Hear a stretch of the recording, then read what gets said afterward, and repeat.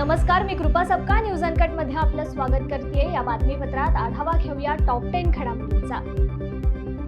लोकसभा निवडणुकीचं बिगुल वाजलं असून देशभरात निवडणूक कार्यक्रम जाहीर झालाय। जालना लोकसभेच्या जागेसाठी भाजपाकडून जिल्ह्याचे खासदार केंद्रीय रेल्वे राज्यमंत्री रावसाहेब दानवे यांना 6व्यांदा उमेदवारी जाहीर करण्यात आली आहे। तर काँग्रेस नेत्या तथा ओबीसी चेहरा असलेले सस्तंग मुंढे जालना लोकसभा लढवण्यासाठी इच्छुक आहेत। त्यामुळे जालना लोकसभा निवडणूक मराठा उमेदवार विरुद्ध ओबीसी उमेदवार अशी होणार का, असा प्रश्न या निमित्ताने उपस्थित झालाय। यावर सस्तंग मुंढे यांनी काय प्रतिक्रिया दिली आहे पाहूयात।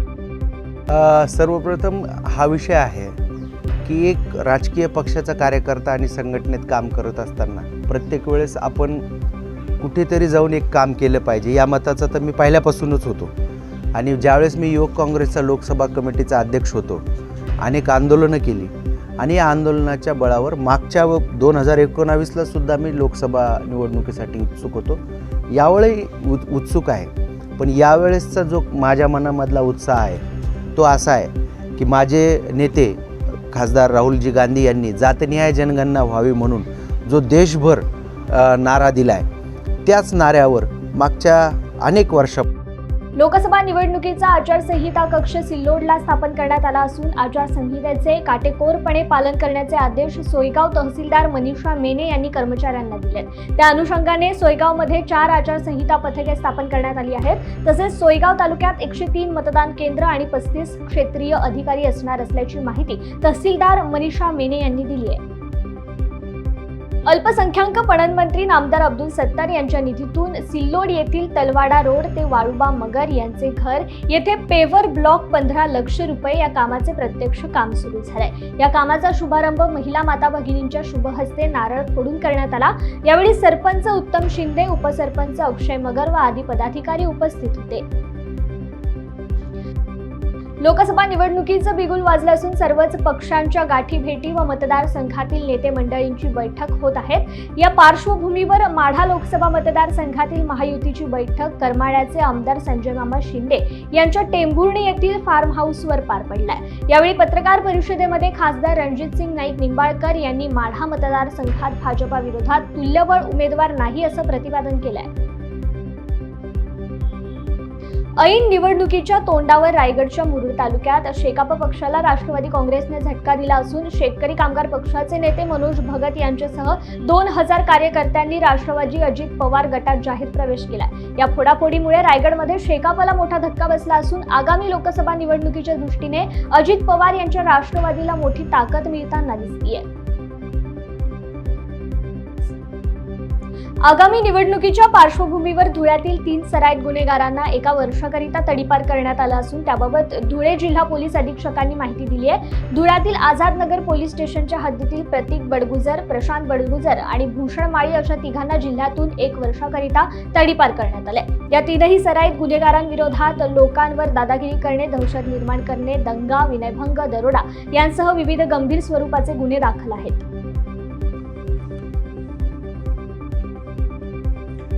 महाराष्ट्र पोलीस अधिनियम कलम 56 यानुसार 3 अक्यूज सराईत गुन्हेगार प्रतीक उर्फ प्रकाश बडगुजर राहणार वरखेड रोड धुळे, प्रशांत उर्फ टिंकू प्रकाश बडगुजर वरखेडकर रोड धुळे आणि भूषण राजेंद्र माळ राहणार सुभाष नगर धुळे यांना 56A महाराष्ट्र पोलीस अधिनियम यानुसार आपण तडीपार करण्यात आलेला आहे आणि त्यांना संबंधित जिल्ह्याच्या हस्तावरच्या बाहेर देखील आपण त्यांना सोडण्यात आलेलं आहे। याप्रमाणे कारवाई करण्यात आली।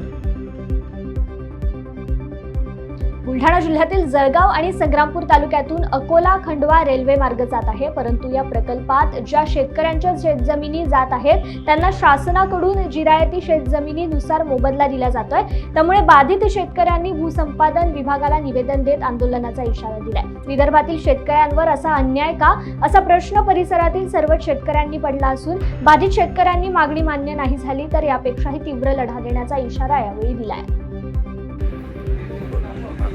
आम्ही सर्व कास्तकार आहे आणि आपल्या अकोटवरून MP मध्ये जी रेल्वे जात आहे त्या सर्व मार्गावर जे शेतकरी आहेत ते आम्ही सर्व इथं जमलेले जे कास्तकार आहोत ते त्या रेल्वेग्रस्त विभागाचे सर्व शेतकरी इथं जमा झालेले आहेत। यापूर्वी आम्ही इथे उपोषण मांडले होते।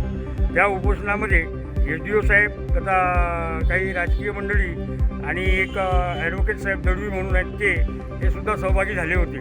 त्यांनी आम्हाला उपोषण सोडताना असं सांगितले की आपण ज्या अटी शर्ती आम्ही ज्या निवेदन त्यांच्याकडे सादर केलेलं आहे, ज्यामध्ये मुख्यतः प्रमुख मुद्दा हा आहे की आमची शेती ही बागायती असून त्याच्यावर शासकीय दरबारात ही जिरायती म्हणून नोंदलेली आहे. तरी तो हा आम्हा सर्व कास्तकारांवर एक प्रकारचा अन्यायच आहे. परंतु जेव्हा त्याच्यावर नोंद जिरायती असल्यामुळे त्याचं मूल्यमापन आणि मूल्यांकन जे आहे हे जिरायतीप्रमाणेच ते करू. एका वकिलाने प्रॉपर्टी विक्री संबंधित जाहीरनामा प्रकाशित केल्याने पोलिसांनी त्यांच्यावर फसवणुकीचा गुन्हा दाखल केल्याने जिल्ह्यातील वकील आक्रमक झाले असून अमरावती जिल्हा न्यायालयातील वकील वासुसेन देशमुख यांच्यावर चुकीच्या पद्धतीने पोलिसांनी कारवाई केल्याचा आरोप वकिलांनी केलाय. एवढ्यावरच न थांबता अमरावती जिल्हा वकील संघाने थेट पोलीस आयुक्त कार्यालयावर मोर्चा काढून निवेदन दिलंय. सामाजिक वनीकरण विभागाने छत्रपती संभाजीनगरच्या सोयगाव तालुक्यातील सावळदबारा आणि बुलढाणा जिल्ह्यातील गिरडा घाटात केलेल्या वृक्ष लागवडीमधील झाडांची रोपे करपून गेली आहेत. योग्य संगोपन अभावी तसेच सामाजिक वनीकरण विभागाच्या अक्षम्य दुर्लक्षामुळे हे रोपे जळल्याचा आरोप परिसरातील नागरिकांनी केलाय. परळी नगरपालिकेने शहरात ठिकठिकाणी बॅनर लावत नागरिकांसाठी पाणीपट्टी, घरपट्टी आणि इतर टॅक्सची सार्वजनिक नोटीस लावली आहे. यावर सर्वसामान्य नागरिकांना पायाभूत सुविधा मिळत आहेत का असा सवाल करत सदर बॅनरबाजी नोटीशी विरोधात परळीकर आक्रमक झालेत. नगरपालिकेला जशास तसे उत्तर देत परळीकरांनी देखील नगरपालिकेच्या बॅनरखाली आधी पाणी द्या, नाल्या काढा, काढलेल्या नाल्या उचला, पायाभूत सुविधा द्या आणि नंतरच टॅक्स मागायला या अशा आशयाचे पोस्टर शहरात लावलेत. वेळ झाली आहे या बातमीसह टॉप 10 मध्ये इथेच थांबायची. पाहत रहा न्यूज अनकट. धन्यवाद.